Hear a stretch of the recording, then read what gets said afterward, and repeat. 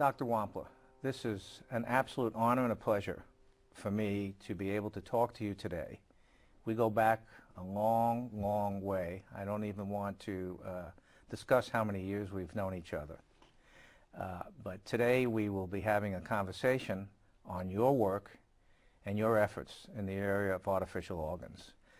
Here we are at the National Library of Medicine on the campus of the National Institutes of Health, the largest biomedical institute in the world. We're doing this because this interview is sponsored by the American Society for Artificial Internal Organs, ASAIO, where we have been longtime members and colleagues, the National Library of Medicine, and the Smithsonian Institute. Before we start discussing some of the questions that I'm about to ask you, I think we should start off by you just describing the hemopump. And I'll leave it there and let you go into it. Okay. Well, I'm just so honored to be here today and humbled. I think sometimes I get a lot more credit for this work than is really mine, but I'm glad to be here and glad to share this story. It's been my experience that people are sometimes more interested in how the idea came about than the things of the technical nature of the pump. But the hemopump was invented in 1985. It looks like this. It had a flexible cannula. Inside there was a high-speed turbine that ran at 28,000 revolutions a minute, not 2,800. And this pump could pump almost a gallon of blood from this end out to this end. And the thing that made this pump elegant and a real contribution was that it could be implemented without major surgery. So this device could be placed through the femoral artery under guidance with X-ray, threaded up into the heart. The tip would go into the left ventricle. The aortic valve would seal along this region, and then the pump would pump into the aorta. And in this way it was possible to provide the patient with 3 to 4 liters of extra cardiac output without a major surgery, potentially even just a local anesthetic, and with very low risk compared to conventional LVADs at the time. Well, I know it's an elegant device. I had the opportunity to use it based on your clinical trials. Would you basically describe what sort of patient this would be of benefit for? Well, the original clinical trial was targeted at patients with cardiogenic shock, which at that time had a mortality of probably over 80%. These were patients that didn't come off the heart-lung bypass machine, or patients that had severe myocardial infarction or acute heart failure we had one lady with postpartum cardiomyopathy. And the strategy was to implement support for several days to a week and hope that muscle that was still living but wasn't beating would recover contractility and permit us to remove the pump. And we have learned over the years that if you can rest the heart, that it will recover to a large degree. Yes, and the heart has an amazing ability to recover if it can be relieved of its workload. And the first patient, which we did in 1988 with Dr. Bud Frazier, was a patient with a transplant that had acute rejection. He had pneumonia. Dr. Frazier confessed to me a couple of years after we did Mr. Kranick that he picked Mr. Kranick because he was so sure that he was going to die that he wasn't going to feel guilty if something horrible happened with the pump that we hadn't seen in the cows. And the epilogue to that story is that Mr. Kranick actually went home with a normal ejection fraction or normal heart function. You make it sound very simple. You make it sound as if you just opened up the top drawer of your workshop one day and pulled out a hemopump. I really don't believe that's the case.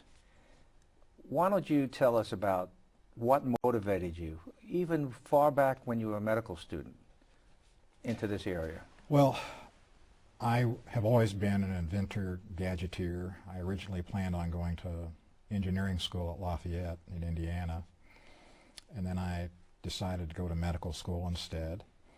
I got very interested in surgery because I really liked working with my hands, and I particularly was interested in cardiac surgery.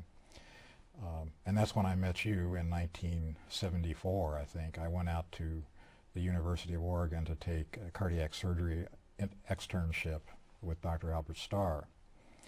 And that turned out to be a real turning point in my career. The university there really nurtured innovation, and they had a real history of innovation. Dr. Starr had pioneered the work with mechanical valves. Joseph Doddard in radiology did the first vascular interventional techniques, which actually started back in the late 60s. Tom Fogarty, as an intern, did an embolectomy with a catheter with the legend has it, with the tip of a surgical glove tied to a catheter. So there was a really good environment there for new ideas and for permission to try some crazy things. So then I did my surgery training there, and as I look back, no good reason that I can remember, I became convinced that I wanted to invent an artificial heart. It was a modest dream for a young lad of 26, and it needed to be a rotary blood pump. And these were radical ideas. I don't think people now know just how radical it was, but there was a strong feeling that pulsatility was necessary to maintain physiology. There was a strong belief that these rotary pumps would tear up blood cells and totally damage the blood. But I just believed otherwise. And I discovered the transactions of the American Society of Artificial Organs in the library. I went and devoured them, looking at the work other people were doing. I even found a couple of authors that also were working on rotary blood pumps in the backwater. One of them, Clutchkin Rafferty, their blood pump, the Biomedicus pump, is a standard of care for cardiopulmonary bypass now. But I became convinced that these rotary blood pumps would work. I was a gadgeteer. I had some pretty good hand-on skills. I befriended one of the men at the machine shop at the university, and I started making prototypes just on my own. Made some of them I even cast them out of lost wax, like jewelers make parts to get parts of my own. Did all this work in my wife's kitchen, and then I moved on. I drifted for a little while in emergency rooms, and then I just decided I had to come back and pursue this passion that just kept pursuing me. I just couldn't let go of it. So then I came down to Sacramento, and I went to engineering school while I was working in the trauma center. And that's where I learned to speak engineer, to be able to confront the engineers when they were wrong. And there was a real serendipity there because several people that had been graduates of that program were working on artificial hearts at Aerojet Liquid Rocket in Sacramento. That group later became Nimbus Medical. And those key players, among them Kim Butler, who's one of the grand old men of the artificial organs group, and John Moise, who just recently died. I came together with them and 9 other people, and we started Nimbus. And I convinced them that we should work on a rotary blood pump, which was a tough sell. NIH is spending hundreds of millions of dollars on pulsatile pumps, so it was tough to convince anybody that John Watson at NIH or any of these people that they should look at rotary blood pumps. And then I came up, after thinking about the problems of LVADs, their huge surgical procedure to implement them, the high risk of putting them in, large things coming out of people's chests, it just seemed to me the fundamental problem was really access. How can you get it in without working too hard? And then I had an aha.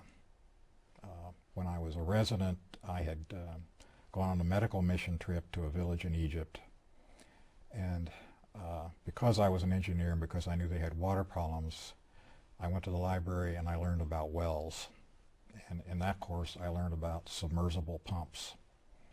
So that was in 1976.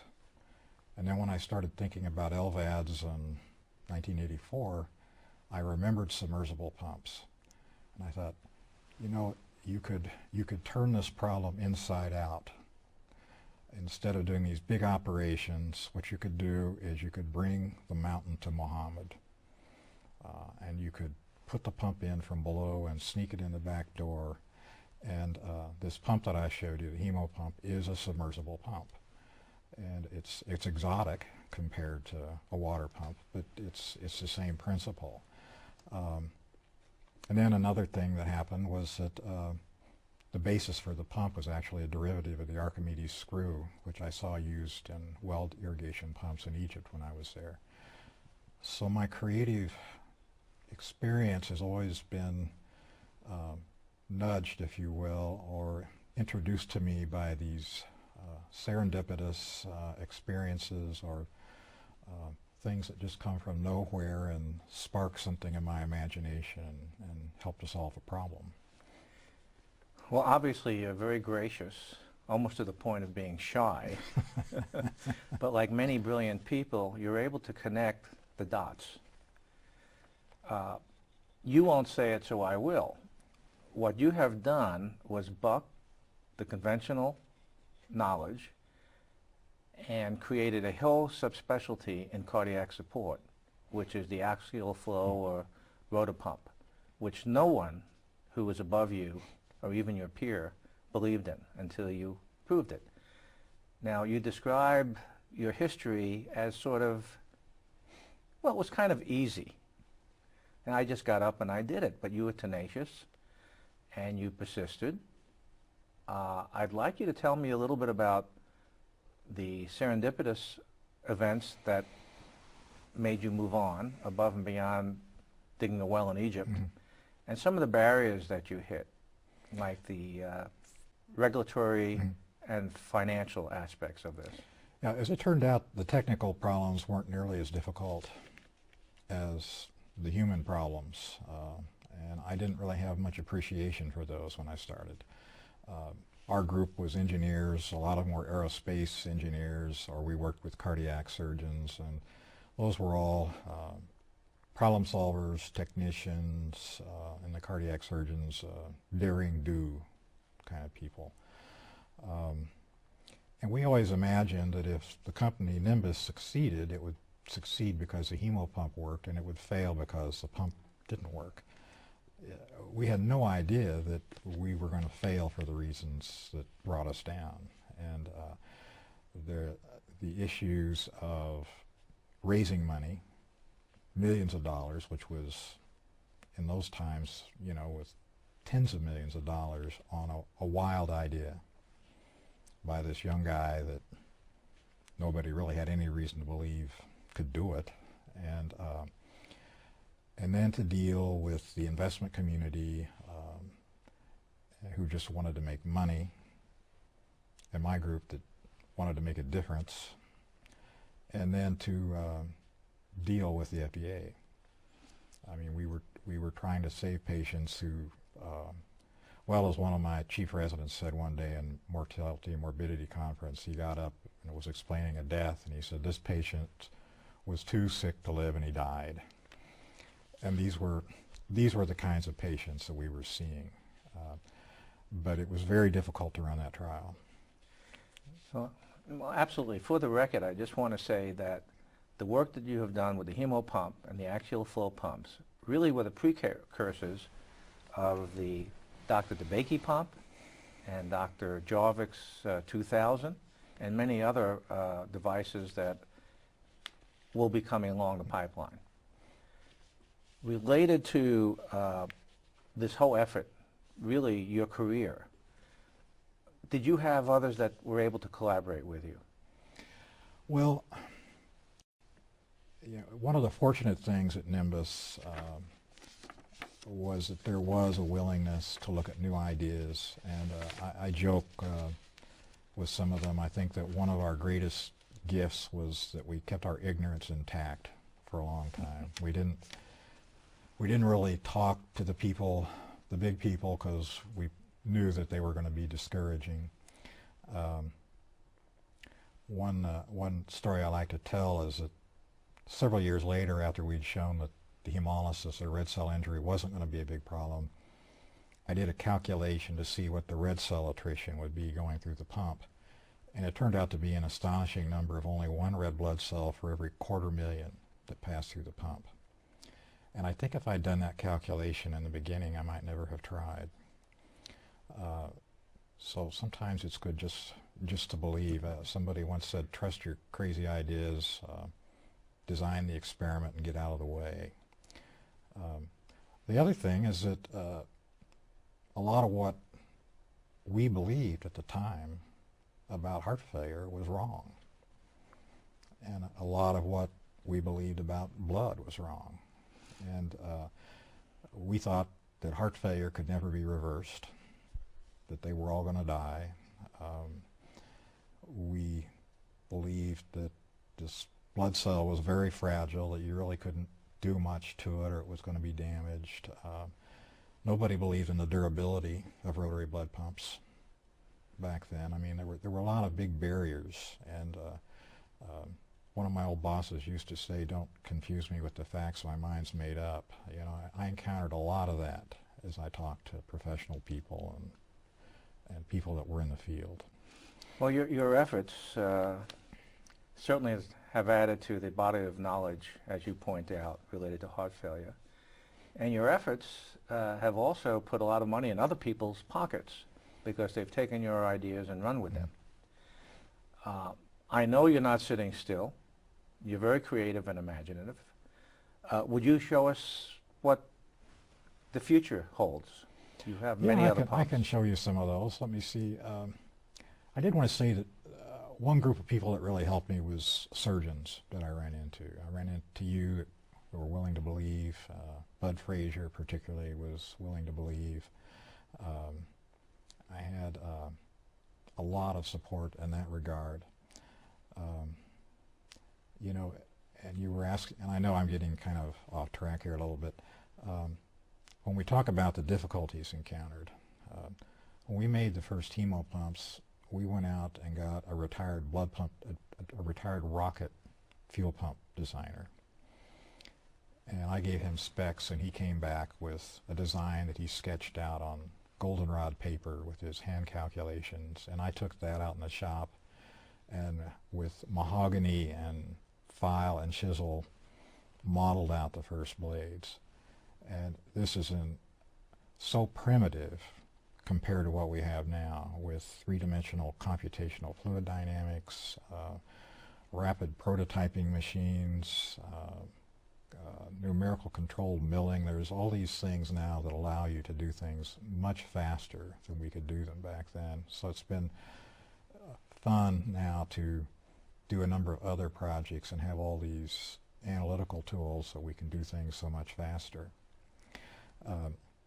After the hemo pump, which was at the time one of the most bitter disappointments of my life, because this was like a child to me to have this invention, and it worked. It worked. I would have felt much better if it hadn't worked, but to have it work and then to see it fall apart because of incompetence and greed was really painful.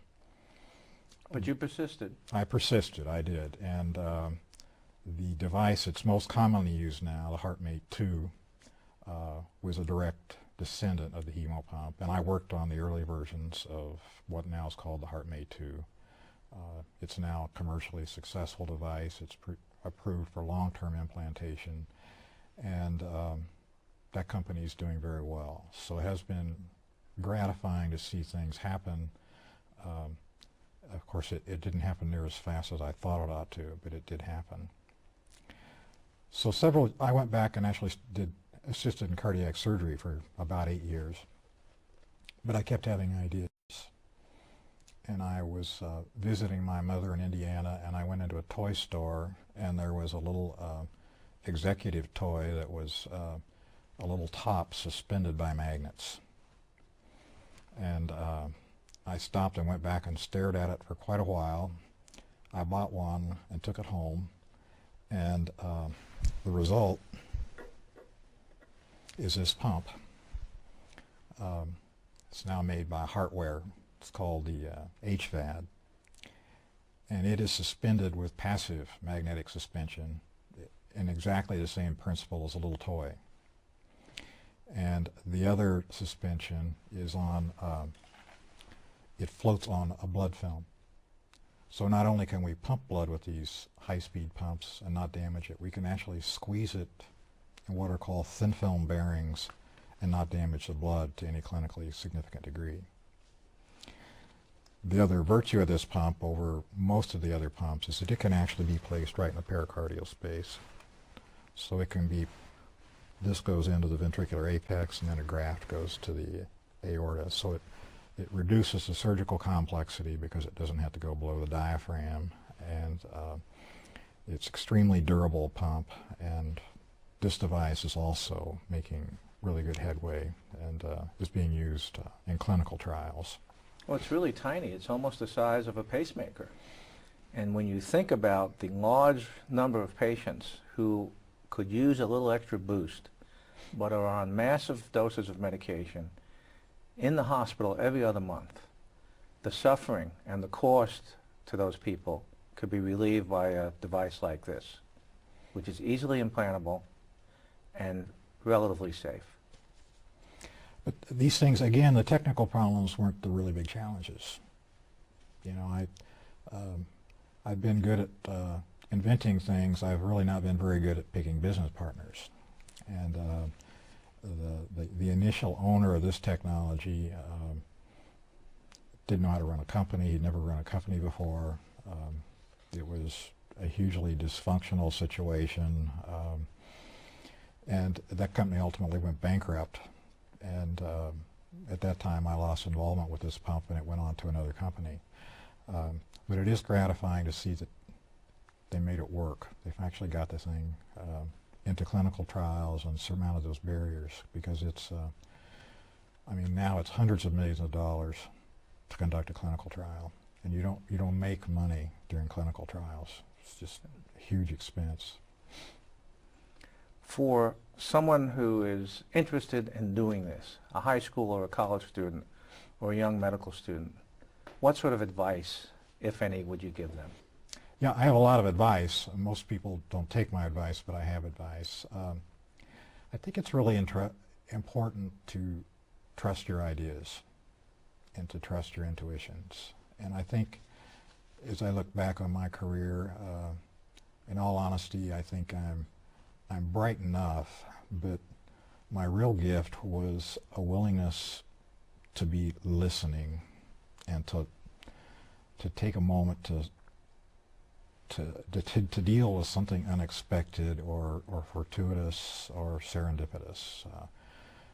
So my story about the submersible pumps or seeing the top spinning in a toy store, I get some good ideas in toy stores actually, and it's an ability to listen to what's going on, you know, whether, I mean, metaphorically, whether it's the force or the spirit or whatever it is. I think there is something that you can listen to and that you can get out of time by yourself, or, you know, I run as a hobby, and I solve some pretty good problems running sometime when I can turn off my left brain for a while and just let things happen. So I think there is a skill or a discipline in that you can develop to nurture good ideas. And I always advise people, I've never been able to raise money on just an idea. I mean, there are lots of good ideas, and you can draw lots of pretty pictures, and now with all this computer rendering you can come up with some incredible pictures, but I always wanted to have some kind of a prototype, something that was working, that could at least demonstrate part of what you were trying to do, so that people could see it. And that's really been everything I've done that's gone on to anything, I've had a prototype. This pump, the Hartware pump, I made that prototype in my garage, and I cannibalized some old hemopump motors. I called in some favors from machine shops, and I actually ran hemolysis tests in my wife's kitchen, which really didn't make me any marital points, but it did allow me then to get data that I could use to submit to NIH, and I did, as an individual, got an SBIR grant. So I was able to fund a project for another $100,000 of other people's money, and then I had enough to really go out and find a partner. You really followed your dream. You followed your passion. As a young doctor, you had a dream to develop an artificial heart or a heart pump. You worked as a surgical assistant. You worked in the emergency room. You went to engineering school. I mean, you continued and you persisted. And I think that's the message that I get, Yeah, which is not easy. It's not. And Hoping is just not an answer. You have to follow your dream. And there were some very discouraging times. I told young people, you better get used to crushing, humiliating failure, because those are going to happen. And, you know, there were some experiences I'll never forget. You know, in the clinical trials, the first patient, you know, when Dr. Fraser and I went in and talked to Mrs. Kranick, you know, what you're really saying to them is, your husband's going to die. Okay, and we know you're desperate, and this young pup here has this idea, and it seemed to work pretty well on the cows, but we've never used it in a patient. You know, he'd be the first one. And oh, by the way, here's 2 or 3 pages of complications, and in all honesty, there's probably another page of complications we just don't even know what they are yet. So what do you think? Do you want us to try? You know, and, you know, God bless her, she did try. And you were successful. And it worked. You know, it was one of the most astonishing experiences of my life, you know, to put this pump that I had worked on into a patient, and who was on incredible doses of pressors, balloon pump, dying, and over a course of hours to see the whole thing start to reverse. You know, he had no pulse. The hemopump was carrying his entire circulation, which we did not expect. We thought there would be an additive effect, but in these patients, their hearts just stopped pumping. To see his blood gases get better,